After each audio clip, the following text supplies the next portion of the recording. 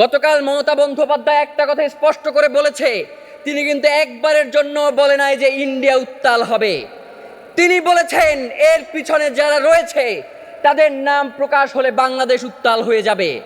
স্বরাষ্ট্রমন্ত্রী এবং পররাষ্ট্রমন্ত্রী এই খুনের ব্যাপারে কোনো সুস্পষ্ট ব্যাখ্যা দিতে পারল না কেন? আমরা তার জবাব চাই। আপনারা যদি এখনো মনে করেন যে শহীদ ওসমান হাদিকে শুধুমাত্র আওয়ামী লীগের বিরোধিতার কারণে হত্যা করা হয়েছে, তাহলে আপনারা ভুল করছেন।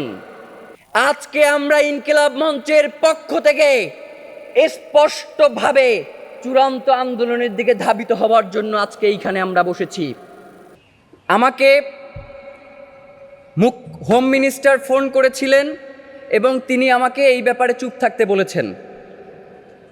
মমতা বন্দ্যোপাধ্যায় এইখানে কে খুন হয়েছেন সেটা স্পষ্ট না করলেও তার বিবরণ দেখে স্পষ্ট প্রতীয়মান হয় যে সেটা শহীদ ওসমান হাদি ছাড়া আর কেউ নয়।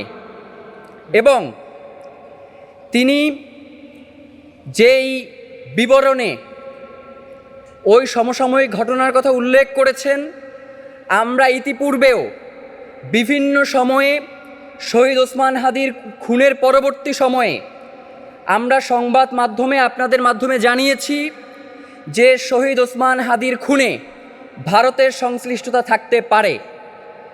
মমতা বন্দ্যোপাধ্যায়ের বক্তব্যের মধ্য দিয়ে আজকে এটা অত্যন্ত সুস্পষ্ট বিষয় যে শহীদ ওসমান হাদির খুনের সাথে ভারত এবং তার গোয়েন্দা সংস্থা রয়ের প্রত্যক্ষ জড়িত থাকার প্রমাণ রয়েছে।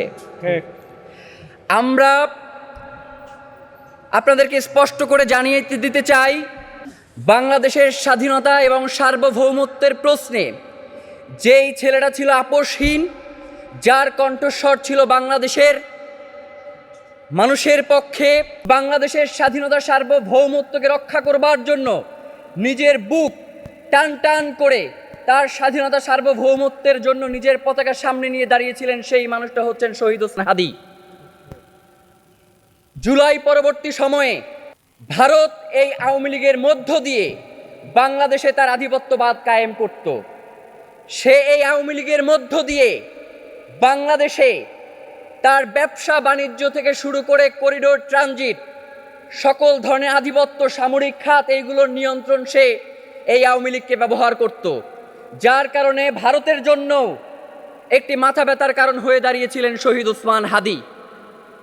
এখন এই হত্যার পরে যখন আমরা ভারতের এই প্রসঙ্গটা টেনে আনবার চেষ্টা করছিলাম, তখন বাংলাদেশের একটা মহল আমাদেরকে বারংবার বিতর্কিত করবার চেষ্টা করেছে এবং আমরা যারাই শহীদ ওসমান হাদির এই খুনিদের ব্যাপারে কণ্ঠ উচ্চারণ করছিলাম, কণ্ঠ জোর করছিলাম, তখন তারা আমাদেরকে বিভিন্নভাবে বিভিন্ন ট্যাগ দিয়ে এই লড়াইকে, এই খুনের বিচারকে বাধাগ্রস্ত করবার চেষ্টা করেছে।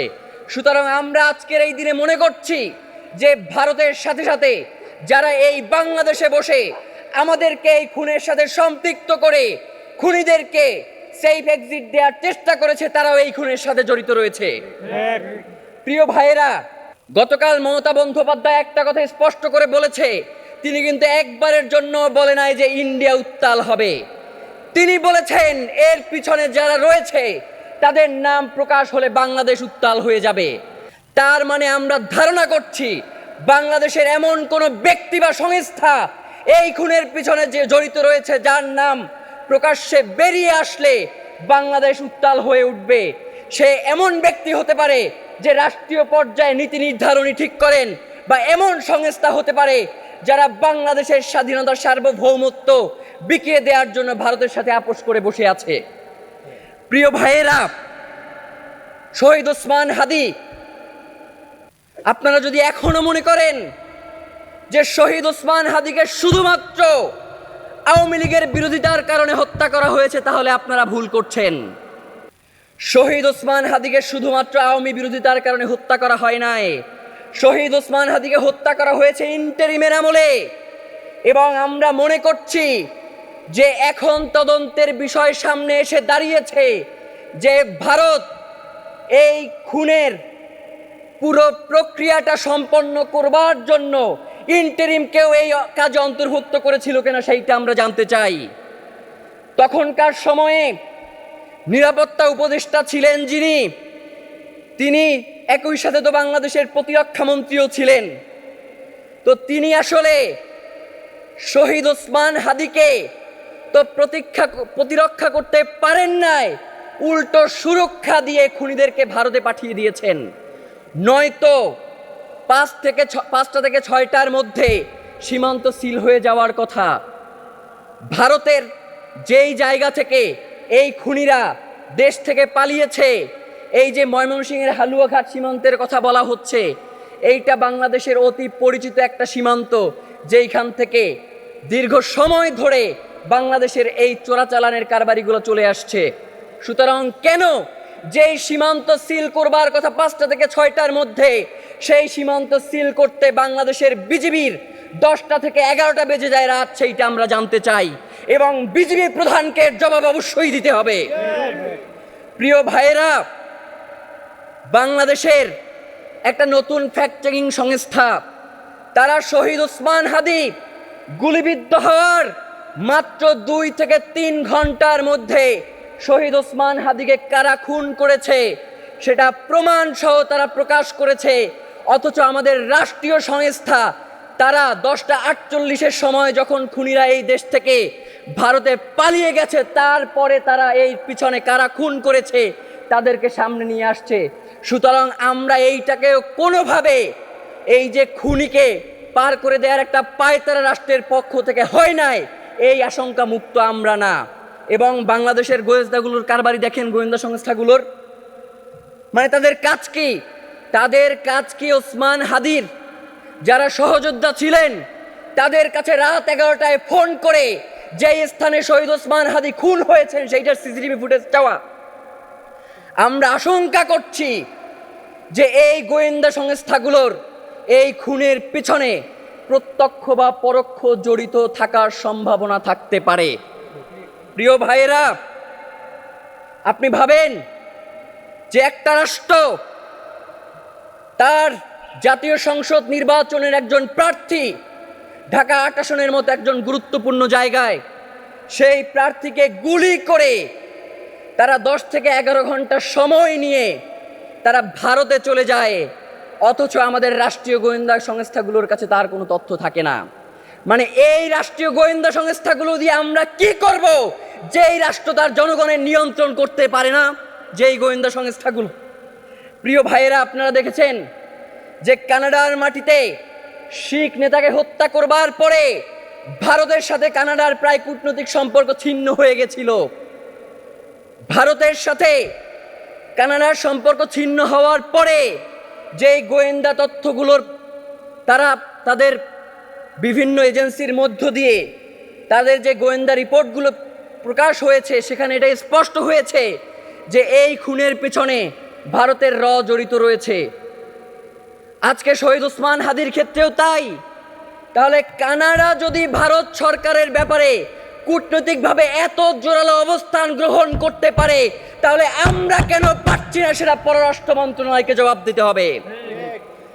আপনি জাতিসংঘের সাধারণ পরিষদের সভাপতি নির্বাচিত হন, এই ব্যাপারে আমাদের কোনো সমস্যা নাই, আমরা আপনাকে ধন্যবাদ জানাই। কিন্তু আজ পর্যন্ত বাংলাদেশের স্বরাষ্ট্র মন্ত্রণালয়, স্বরাষ্ট্রমন্ত্রী এবং পররাষ্ট্রমন্ত্রী এই খুনের ব্যাপারে কোনো সুস্পষ্ট ব্যাখ্যা দিতে পারলো না কেন, আমরা তার জবাব চাই। আপনারা জানেন যে গত 6 তারিখে আমরা যখন যমুনার সামনে ঘেরাও কর্মসূচিতে গিয়েছিলাম, তখন আমরা কি তাদেরকে ওইখানে জিম্মি করতে গেছিলাম? আমরা কি নির্বাচন বানচাল করতে গেছিলাম?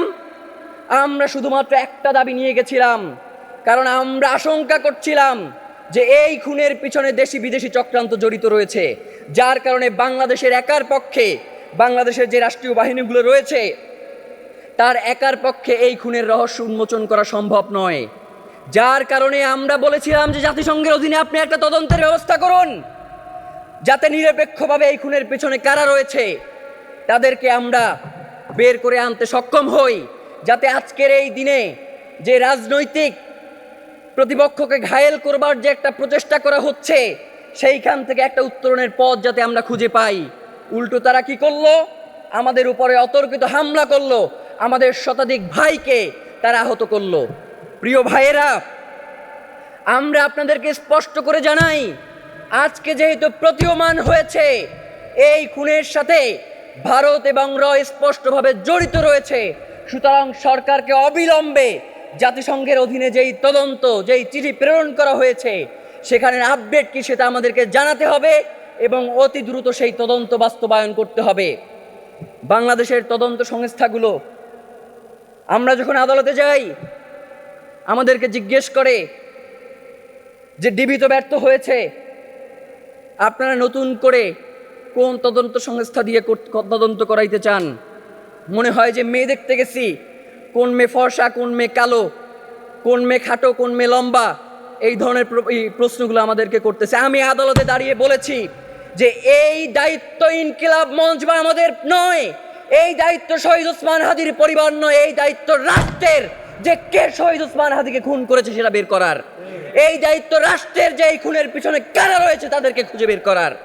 উল্টো বারংবার এই রাষ্ট্রের পক্ষ থেকে, এই সরকারের পক্ষ থেকে, তার সন্ত্রাসী বাহিনীর পক্ষ থেকে ইনকিলাব মঞ্চ এবং তার পরিবারকে অভিযুক্ত করে বিভিন্ন ধরনের বক্তব্য দেওয়া হচ্ছে। প্রিয় ভাইয়েরা, অনেকেই বলেন যে ওসমান হাদি কে ছিলেন, তার রাজনীতি কি ছিল। একটা কথা আজকে স্পষ্ট করে বলে দেই, ওসমান হাদি ছিল বাংলাদেশের আজাদী, যাকে খুন করবার জন্য আধিপত্যবাদের সর্বোচ্চ পর্যায় থেকে নির্দেশ দিতে হয়। যারা প্রশ্ন করো ওসমান হাদির রাজনীতি কি, ওসমান হাদির রাজনীতি হচ্ছে বাংলাদেশের মাটি ও মানুষের স্বাধীনতা। তোমরা ছাত্রী বাহিনী ওসমান হাদিকে যতই বাংলাদেশের মাটি থেকে নাই করে দিতে চাও, বাংলাদেশের মাটি ও মানুষ শহীদ ওসমান হাদিকে ততই প্রাসঙ্গিক করে তুলবে। আমরা আজকে ইনকিলাব মঞ্চের পক্ষ থেকে কোনো ধরনের দফা দেওয়ার জন্য এইখানে আসি নাই। আজকে আমরা ইনকিলাব মঞ্চের পক্ষ থেকে স্পষ্টভাবে চূড়ান্ত আন্দোলনের দিকে ধাবিত হওয়ার জন্য আজকে এইখানে আমরা বসেছি। প্রথমত, আগামীকাল এই রাষ্ট্র শহীদ ওসমান হাদির খুনকে কেন্দ্র করে একটা অন্ধকারে নিমজ্জিত রয়েছে।